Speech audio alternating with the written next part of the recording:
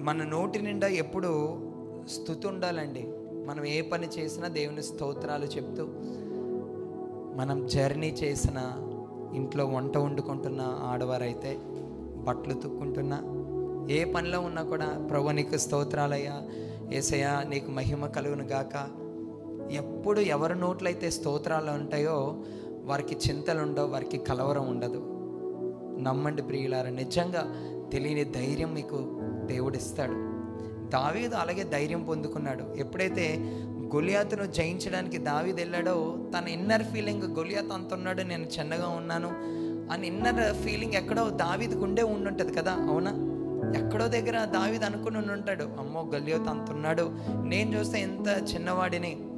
అందుకనే సౌలు కూడా అంటాడు, నువ్వు చూస్తే చాలా చిన్నగా ఉన్నావు, గొలియాతుతో నువ్వు ఎలా యుద్ధం చేయగలవు? నేను అనుకుంటా దావీదుని ఏమి ధైర్యపరిచిందంటే, దావీదు చిన్ననాటి నుంచి స్తుతించడం నేర్చుకున్నాడు ప్రియులారా. హల్లెలూయా. ఎవరైతే స్తుతిస్తారో దేనికి వారు భయపడరు. ఆమేన్. వారు బలము కలిగి దేవుని కొరకు గొప్ప కార్యాలు చేస్తారంట. హల్లెలూయా.